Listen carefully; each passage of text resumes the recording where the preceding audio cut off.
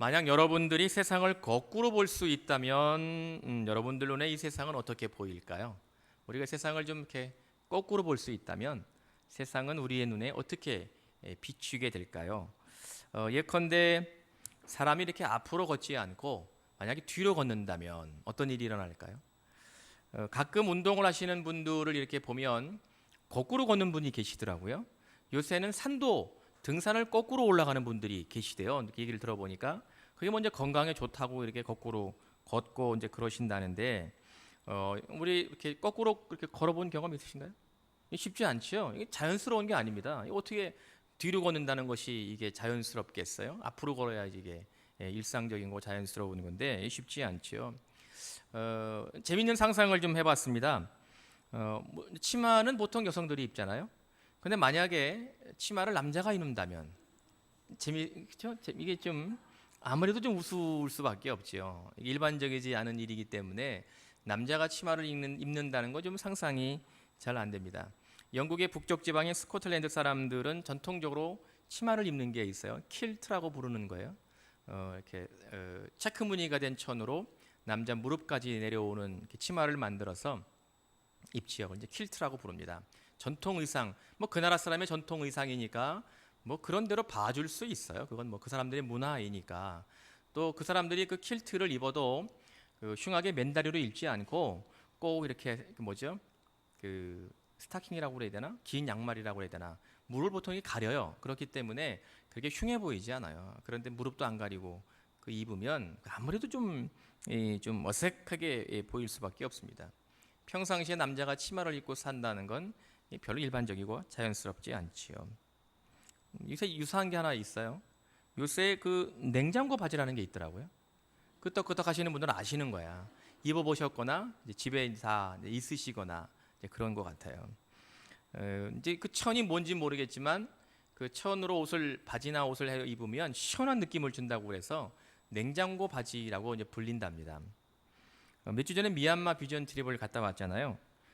그런데 가서 보니까 우리 교회의 다윗나무 여자 청년들이 그 냉장고 바지를 입더라고요.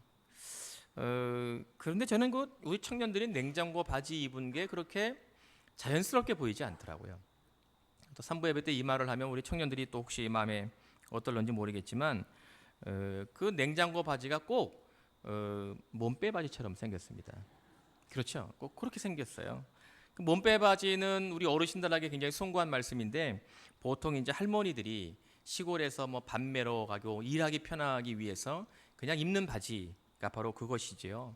그러니까 뭐 입는 분에게는 정말 편해 보이지만 보기에는 조금 이렇게 그렇게 보이는 바지입니다. 이걸 좀 그럴듯하게 이야기를 드리면 이 몸빼 바지는 철저하게 사용자 중심 바지인 거지요. 근데 냉장고 바지가 꼭 몸빼 바지처럼 생겼습니다.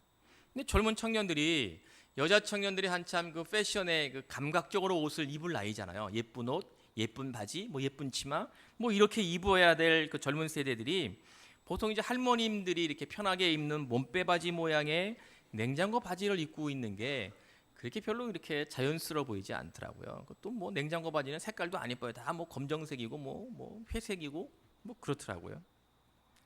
이제 그러고 보면 세상에는 암묵적으로 정해져 있는 질서라는 것이 있는 게 분명합니다. 또 흐름이라는 것도 무시할 수 없죠. 그래서 사람들에게 그냥 거스리지 말고 물 흐르듯 그냥 자연스럽게 그렇게 살아 이렇게 이야기하는 것이 아닐까 싶습니다. 근데 문득 지금 여러분들이 그냥 당연하게 생각하고 있는 것, 여러분들이 그냥 당연하게 받아들이는 자연스러운 일들이 원래 그러지 않았다면 그럼 어떤 일이 일어날까요? 사람이 살아가면서 이제 의식하지 않아도 되는 것으로 이미 자리 잡아버린 우리의 삶의 모습들, 또 여러분들의 삶의 태도들이 원래는 하지 말아야 되는 것이었다면 그럼 어떤 느낌이 들까요? 우리 모두는 다 편하게 살고 싶어 합니다. 굳이 힘들고 불편함을 감수하면서까지 살려고 하지 않습니다. 가급적이면 편하고 또 불편하지 않게 그렇게 살려고 하지요. 그래서 우리는 우리의 육체를 편하게 만드는 물건들을 다 사용하고 사기도 하고 그렇습니다. 아마 대표적으로 뭐죠? 세탁기 같은 거 이런 게 아마 그렇겠죠. 예전에 우리 어르신들은 세탁기 없을 때 다 뭐 시냇 물가에 나가가지고 빨래 다 손으로 이렇게 하셨단 말이죠. 이렇게 방망이 가지고 이렇게 탕탕탕 두드리고 이렇게 빨래 다 하셨습니다. 저도 옛날 기억에 저희 어머님이 이렇게 그 교회 뒤에 있는 냇물가에 나가가지고 빨래 이렇게 싸놓고 막대기로 이렇게 빵빵빵 때려가지고 빨래하셨던 기억이 아직 생생하게 남아 있거든요. 근데 지금 누가 손으로 다 빨래합니까? 세탁기에 넣지 못하는 그거나 이렇게 손으로 이렇게 조물조물 빨지 다 세탁기에 넣어서 빨잖아요. 편하게 살고 싶기 때문이지요. 제가 지난주에 제가 가끔 이제 텔레비전에 흥미롭게 보는 프로그램이 있습니다. 홈쇼핑이라고. 그걸 보다가 아주 재미있는 거를 발견했습니다. 제가 지난주 설교를 여러분들 기억하실런지 모르겠지만 지르지 말아라 이런 이야기를 하면서 홈쇼핑을 보고 충동 구매하지 말라고 제가 설교를 했거든요. 그러고 말이야, 제 이번 주에 홈쇼핑을 보다가 말이야, 이것도 저도 모르게 전화기를 눌러가지고 물건을 덜컥 하나 샀습니다. 제가 보고 아주 신기한 건 다림질판입니다. 제가 다림질판을 하나 샀어요. 저희 집에 다림질을 늘 해야 돼요. 제가 이제 양복을 입으니까 와이셔츠를 늘 다려야 되기 때문에 다림질을 해야 돼요. 근데 저희 집에 다림질판이 오래되기도 했고 망가지기도 했고 살 때부터 뭘 잘못 사가지고 영 불편한 거를 꽤 오래 이렇게 썼어요. 뭐 별 비싸지도 않은 건데 말이죠. 근데 어제 이제 홈쇼핑, 제가 즐겨보는 홈쇼핑을 이렇게 보고 있는데 쇼호스트가 나와가지고 다림질판을 선전을 하는 거예요. 근데 되게 신기하더라고요. 그 다림질판이 일단 높이 조절이 됩니다. 이렇게 내렸다가 올렸다가 높이 조절이 되고, 정말 신기한 건 널찍하게 그 다림질판을 이렇게 들어가지고 휙 돌리면 판이 빙그로 돌아요. 신기하죠? 그래가지고 거기다가 그 와이셔츠를 이렇게 입혀가지고 등판을 딱 다린 다음에 휙 돌리면 앞판이 나오는 거예요. 그럼 앞판 싹 다리면 돼. 신기하죠? 되게 신기해 그거. 여러분들 혹시 이거 궁금하시면 저한테 개인적으로 연락하면 제가 어디서 샀는지 알려드릴게요. 신기하더라고요. 그걸 제가 딱 보면서 이건 무조건 사야 된다. 이건 이 다림질판은 꼭 사야 되는 거다. 그리고 저도 모르게 전화기를 갖다가 이렇게 띠띠 눌러가지고 다림질판을 하나 샀습니다. 그걸 샀더니 제 아내가 세상에 이렇게 다림질하기가 편한 세상이 있는 줄 몰랐다고 그러면서 예전엔 잘 안 다리더니 산 곳 이후에는 다림질하는 게 재밌다고 아주 행복해합니다. 정말 잘한 것 같아요, 제가. 정말 잘한 것 같아요. 왜 몸이 늘 편하려고 이러한 일들을 자꾸 하는 거죠. 근데 뭐 어디 이것뿐이겠습니까? 우리 모두는 인생에서 다 성공하고 싶어 하죠. 돈 많이 벌려고 열심히 일하고 노력하지요. 사회적인 지위를 얻으려고 우리가 최선을 다하는 삶을 삽니다. 여러분들의 자녀들에게 이것 때문에 공부 열심히 하라고 그렇게 닥달하는 거 아니겠어요? 그래도 이것이 삶을 좀 편안하고 성공하게 만드는 가장 빠른 길처럼 여겨지기 때문에 공부하라고 자꾸 그러는 거지요. 좀 더 나아가면 일반적으로 사람들은 참 이기적입니다. 우리 모두가 다 그렇죠. 사람들이 다 이기적이기 때문에 자기만을 우선시하는 이 자화상들을 우리 모두에게 다 가지고 있습니다. 그렇기 때문에 한 사회에서, 한 집단에서, 사람과의 관계에서 이기적인 면들을 드러내는 것이 좀 지나치지만 않으면, 다른 사람들에게 상처를 주거나 문제가 되지 않을 정도까지만 이기적이면 우리 모두는 다 암묵적으로 동의하고 다 인정해 줍니다. 왜? 나도 이기적이니까. 우리 모두가 다 이기적이니까 적당하게 이기적인 거는 그냥 눈 감아주고 가는 세상이 되어버렸다는 거죠. 당연하게 생각하는 이러한 모습. 그런데 이 지점에서, 당연하게 생각하는 이 지점에서 우리가 그렇게 생각하는 이 자연스러운 우리의 삶의 일상들, 우리의 마음, 우리의 생각들, 그것이 원래는 하나님께는 전혀 그런 일이 아니었다면, 하나님에게는 그것이 자연스럽게 받아들여지는 일이 아니라면 어떠할까? 한번 좀 생각해 보고자 하는 것이죠.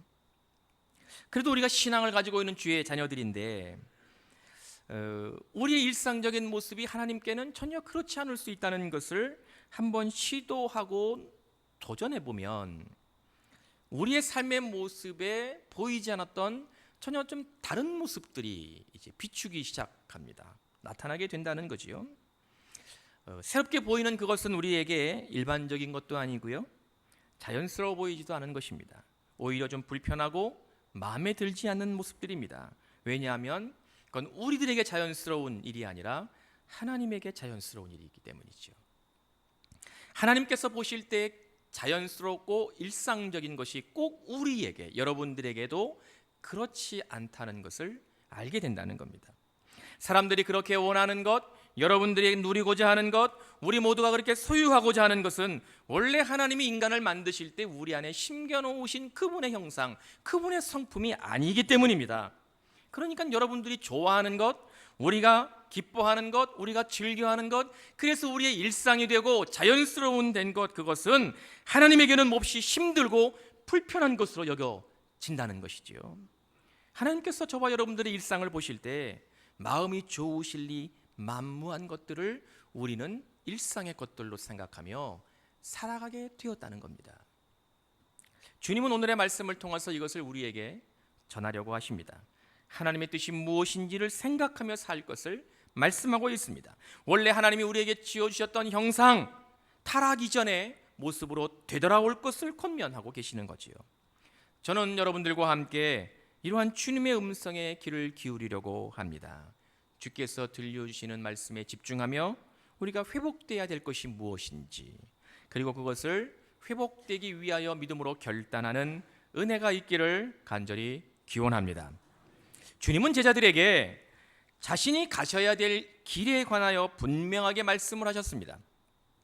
21절에 밝힌 것처럼 많은 고난을 받고 죽임을 당하고 제3일에 살아나야 할 것이다. 이것이 바로 주님이 가셔야 될 길이라는 거예요. 내가 이제 죽음을 당하고 제3일 만에 살아날 것이다. 오늘 우리가 묵상하는 본문 바로 앞에는 마태복음에서 여러 사건들 중에 가장 중요한 일로 여겨지는 일이 일어났습니다. 바로 전에 일어난 일이죠. 그것은 바로 우상으로 가득한 땅이었고 죄악으로 만연해 있었던 도시였던 가이사랴 빌립보에서 베드로가 예수님을 향하여 이러한 고백을 합니다. 주님만이 우리의 구원자이십니다. 살아계신 하나님의 아들이십니다. 이런 고백을 합니다. 이것은 주님도 말씀하셨듯이 베드로 안에 하나님의 영이 그의 눈을 뜨게 하셨고 그의 입술을 열게 하셔서 주는 그리스도시요 살아계신 하나님의 아들이십니다. 이렇게 고백하게 한 것이었습니다. 가이사랴 빌립보에 일어나고 있었던 주위의 화려한 세상 문화나 마치 삶의 공식, 성공하기 위해 살아가야만 했던 마치 공식화 되어 있는 것처럼 인간이 가지고 있는 열망이 우리를 구원하는 것이 아니라, 우리의 삶을 온전케 하는 것이 아니라 오직 전능하신 하나님만이, 주님만이, 예수님만이 우리의 진정한 구원자가 될 수 있다는 것을 베드로의 입술을 통하여 하나님이 고백하게 하셨습니다. 이것은 주님으로부터 베드로에게 엄청난 복을 주시는, 축복하게 만드는 계기가 되었습니다. 18절과 19절을 읽어보면 주님은 베드로를 향하여 너는 베드로라. 이 베드로가 반석이라는 뜻이죠. 내가 이 반석 위에 내 교회를 세우리니 음부의 권세가 이기지 못하리라. 내가 천국 열쇠를 내게 주리니 내가 땅에서 무엇이든지 매면 하늘에서도 매일 것이요 내가 땅에서 무엇이든지 풀면 하늘에서도 풀리리라. 아멘. 어마어마한 축복을 하나님이 베드로에게, 예수께서 베드로에게 허락하셨습니다.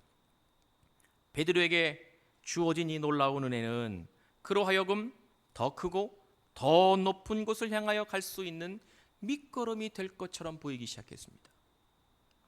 베드로를 높게 평가하셨던 주님은 이제 베드로가 성공 가도를 달릴 때 베드로에게 더욱 큰 힘이 되어주시고 베드로에게 동역자가 되어주시고 베드로를 더 크게 복을 주시어서 베드로로 하여금 놀라운 은혜를 축복하고 성공적 삶을 살아갈 수 있도록 힘이 되어주실 분처럼 여겨졌습니다.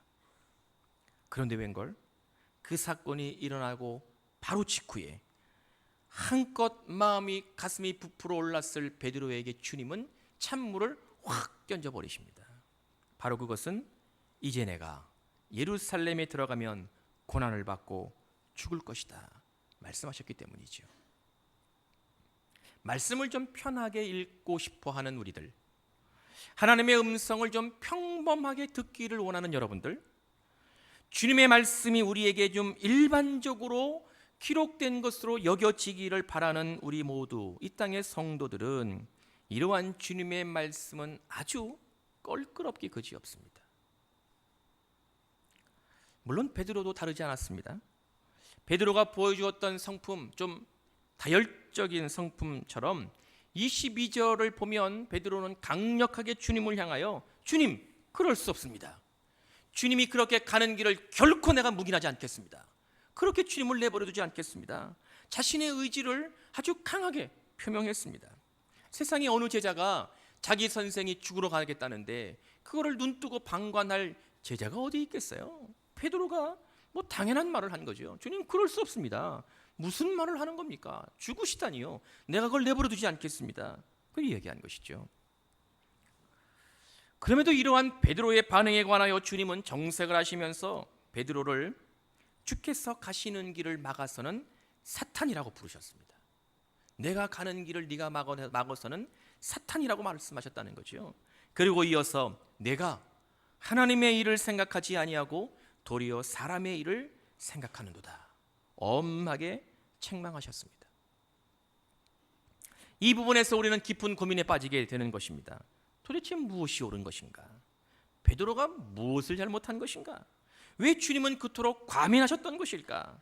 이 물음은 우리가 생각하기에 주님의 결정, 내가 예루살렘에 들어가면 고난을 받고 죽을 것이다, 이러한 모습은 일반적으로 베드로에게 있어서 일상적인 것이 아니었기 때문입니다. 자연스러운 것도 아니었고요, 일반적인 것이 아닌 것을 주님이 말씀하셨기 때문이었지요.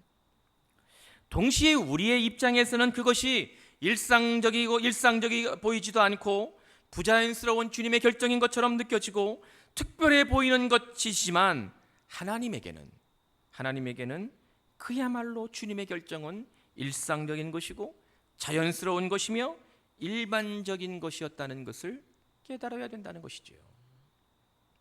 이것이 바로 주께서 오늘 저와 여러분들에게 도전하고 계시는 것임을 믿으시기 바랍니다. 이것을 우리가 발견하게 되면, 이것을 우리가 느끼게 되면 저와 여러분들의 삶이 얼마나 꼬여 있는지 눈에 보이기 시작합니다. 여러분들의 일상이 얼마나 왜곡되어져 있는지가 느껴지기 시작합니다. 사람들이 얼마나 하나님의 뜻에 벗어나 살고 있는지가 드디어 우리의 눈에 하나하나 보이기 시작합니다. 도대체 무엇이 자연스러운 것일까요? 어떻게 사는 것이 잘 사는 것일까요? 우리는 무엇을 위해 살아야 되는 사람인 것일까요? 그래도 우리는 하나님의 자녀라고 부름받는 사람들인데, 최소한 여러분들은 하나님께 나와 예배하며 결단하고 사는 주의 성도들인데, 성령의 인도하심에 따라 어떻게든 살아보려고 애를 쓰고 교회를 섬기시는 주의 일꾼들인데 말이죠. 여러분들은 어떠한 길을 선택해야 되는 것일까요? 우리가 어떻게 어느 길에 서야 되는 것일까요? 며칠 전 제가 차를 타고 가다가, 제가 보통 차를 타면 기독교 방송국에 하는 CBS FM 라디오를 보통 이제 듣습니다. 근데 라디오 CBS를 듣는데 라디오에서 재밌는 이야기가 들려 나왔어요. 정확하게 숫자가 정확한지는 모르겠지만 아마 거의 맞을 겁니다. 그 내용은 이런 거예요. 사람의 얼굴이 있잖아요. 얼굴에 근육이 있단 말이죠. 지금 이렇게 피부로 이렇게 덮여져 있으니까 근육이 보이지 않지만, 제가 말씀을 준비하려고 검색을 해보니까 이 피부를 이렇게 좀 뭐라고 그럴까요? 좀 징그러운 이야기지만 피부를 이렇게 벗겨내면 이 피부 안에 얼굴 근육들이 있습니다. 좀 흉하죠. 그런데 보통 이 피부 안에 얼굴 근육이 보통 몇 개쯤 있을 거라고 상상이 되세요? 혹시 아시는 분 계세요? 얼굴에 근육이 몇 개가 있을까요?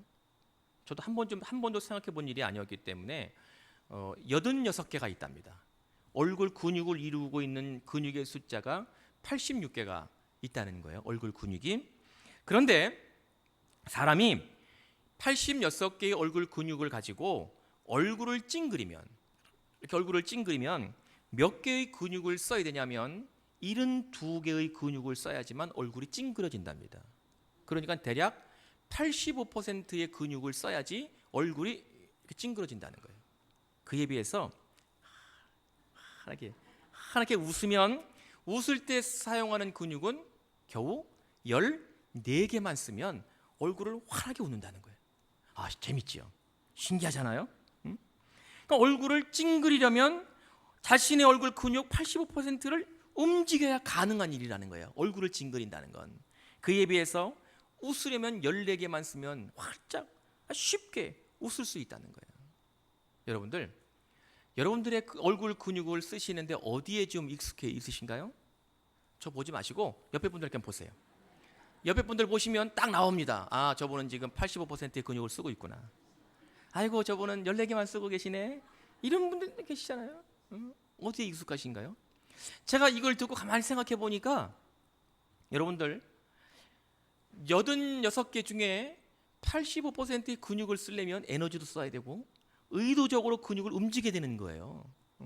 85%의 근육을 움직이려면 힘든 거예요. 이게 자신의 얼굴을 찡그리려면 이게 의도적으로 에너지도 쓰고 얼굴도 막 근육을 막 억지로 움직여야지만 얼굴이 찌푸려지는 거예요.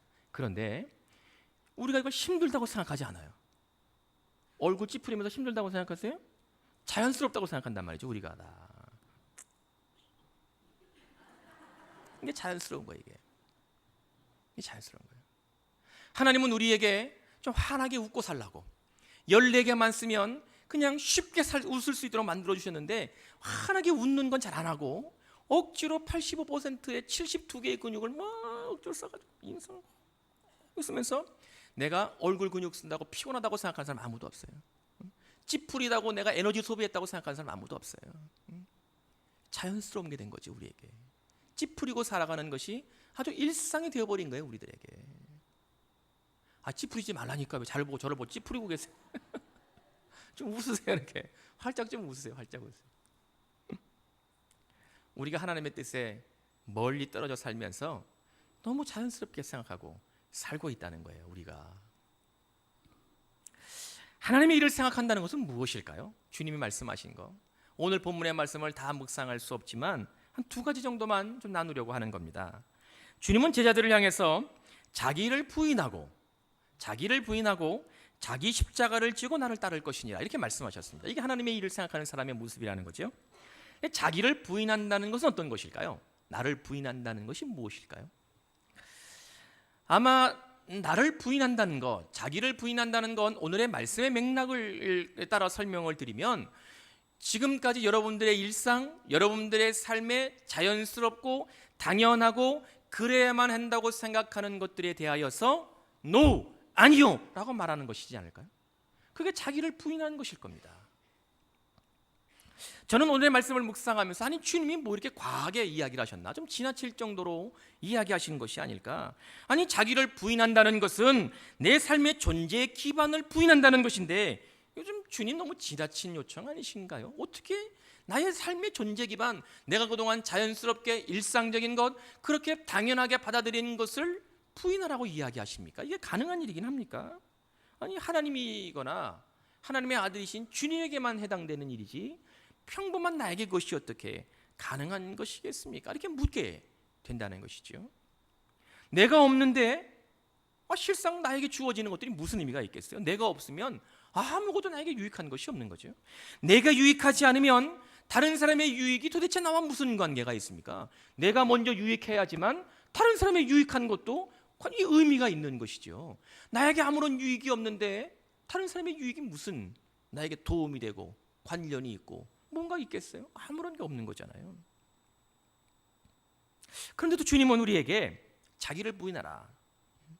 오늘 이 주님이 들려주고 계시는 이 자기를 부인하다 이 말은 오늘 본문의 흐름에 따라 하나님께서 자연스럽게 생각하시는 그 방법, 우리에게는 불편하고 우리에게는 일상적이지 않지만 원래 하나님에게는 자연스럽고 하나님에게는 일상적인 것으로 주님의 명령을 다시 한번 살펴보면 자기를 부인한다는 말에 가지고 있는 주님의 뜻은 자아, 나, 주체적인 나, 조금 어려운 말로 이고, 자아, 이 자아와 절연한다는 뜻입니다. 자기를 부인한다는 말이 뭐냐면 나와 자아, 이거와 관계를 끊어버린다는 의미가 담겨져 있어요. 오늘 성경의 본문을 보면요. 그러니까 내 안에 주인되어 있는 그것이 있지요. 나 됨을 이야기하는 것, 여러분들 됨을 이야기하는 것, 그 자아지요. 그거. 지금까지 세상은 우리들에게 이거를 형성하라고 강요했습니다. 학교에 들어가서 공부를 시작하면 공부하는 목적이 어디 있느냐? 바로 자아를 형성하는 거예요. 나 됨.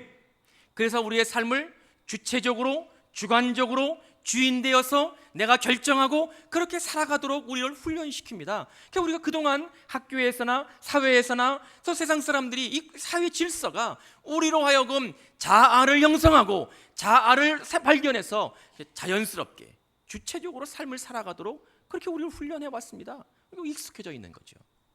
주님은 그것, 자아와 절연해라. 끊어버리라는 거예요. 우리가 자아를 형성하고 살면 행복할 것처럼 여겨지는 그것과 그냥 끊어버리라는 거예요. 그게 자기를 부인하다라는 말 속에 담겨져 있는 말입니다. 우리가 나됨, 자아와의 관계를 절연하기 시작하면, 그것과 끊어내면 그때부터 여러분들 안에 주님의 모습이 보이기 시작합니다. 더 이상 내가 없기 때문에, 내 안에 내가 없기 때문에 그것과 끊어내는 순간 비로소 여러분들 삶 속에 주님의 모습이 보이기 시작합니다. 그것과 절연하는 순간 여러분들 삶 속에 임재하시는 하나님의 능력이 나타나게 되는 것임을 깨달아야 될 줄로 믿습니다. 그때서야 비로소 여러분들에게 새로운 삶의 질서가 일어나기 시작합니다.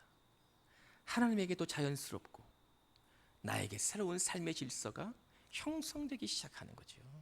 자아와 끊어질 때, 그것이 바로 여러분들이 진심으로 자연스러운 일상적 삶을 살아가게 되는 것, 하나님이 보실 때 좋았더라, 인정할 만한 복된 삶이 되는 것임을 믿으시기 바랍니다. 이것이 바로 하나님의 일을 생각하는 사람의 삶의 모습이라는 거예요.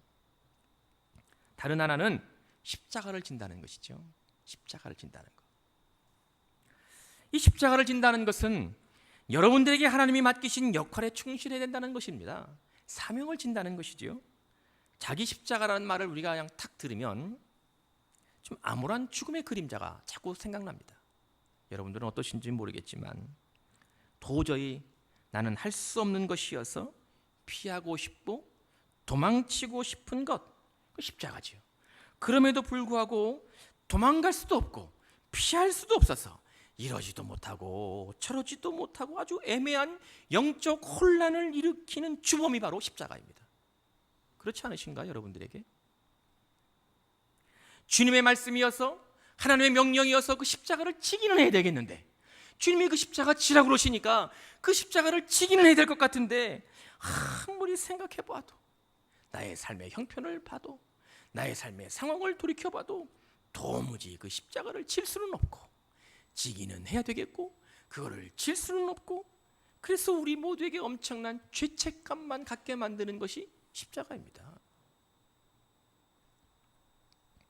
십자가는 우리에게 암울한 느낌을 갖게 하는 것처럼 자꾸 여겨진다는 거죠. 죄책감 느끼게 하고 영적인 혼란을 만들게 하는 것처럼 여겨진다는 거죠. 그런데 주님이 지셨던 십자가를 좀 가만히 생각해 보십시오. 주님은 이 세상에 오셔서 십자가에 달려 죽기만을 위해서 인간의 몸으로 오셨습니까? 아니요, 그렇지 않습니다. 주님은 이 세상에 죽기 위해 오신 분이 아닙니다. 주님은 이 세상에 십자가에 달려 죽으시는 것을 위하여서만 이 세상에 인간의 몸을 입고 오신 분이 아니라는 거죠. 주님이 십자가를 지셨던 단 한 가지 이유는 하나님의 뜻을 이루기 위함이었습니다. 이것을 믿으시면 아멘 하시기 바랍니다. 하나님이 십자가를 지셨던, 주께서 십자가를 지실 수밖에 없었던 단 한 가지 유일한 이유가 있다면 하나님의 뜻을 이루기 위하심이었습니다. 그것을 통해서 저와 여러분들의 죄를 용서하시고 이 땅의 죄의 문제를 해결하시고 우리를 구원하시기 위한 위대한 과정으로서 주님은 그 힘겨운 십자가를 지셨다는 거지요. 그렇기 때문에 십자가는 죽음이 아닙니다. 십자가는 우리에게 암울한 것을 떠올리는 게 아닌 것이 아닙니다. 십자가는 여러분들에게 고통과 고난과 영적 혼란을 만들어주는 주범이 아닙니다. 십자가는 죽음이 아니라 바로 구원의 생생한 상징이 되는 것이기 때문이죠. 십자가 자체를 바라보는 것이 아니라 십자가를 통하여 새로운 역사를 이루어졌던 하나님의 능력이 바로 십자가 안에 담겨져 있습니다. 십자가는 여러분들에게 암울함과 영적 혼란을 만드는 것이 아니라 십자가를 통하여 여호와의 영광을 보게 하는 것임을 믿으시기 바랍니다. 십자가 자체만을 보는 것이 아니라 십자가를 통하여 이루셨던 하나님의 놀라운 능력이, 하나님의 영광이 바로 십자가를 통하여 이루어졌다는 것을 영의 눈을 뜨고 우리가 볼 수 있어야 합니다. 이 부분을 주석하는 유명한 신학자 톰 라이트는 아주 간략하게 이렇게 표현을 했습니다. 모든 것을 잃지만 동시에 모든 것을 얻는다. 십자가가 이런 의미라는 거예요. 십자가가 무엇이냐? 모든 것을 잃지만 동시에 모든 것을 얻는 것이 바로 십자가다. 얼마나 좀 좋은 표현인지 몰라요. 여름이어서 이제 뭐 휴가를 가시거나 물놀이를 가시면 수영이라는 걸 하잖아요. 수영 하시나요? 수영. 물론 뭐 바닷가에 가서는 수영하기가 쉽지 않지만 뭐 잔잔한 뭐 강이나 아니면 수영장에 가면 수영을 합니다.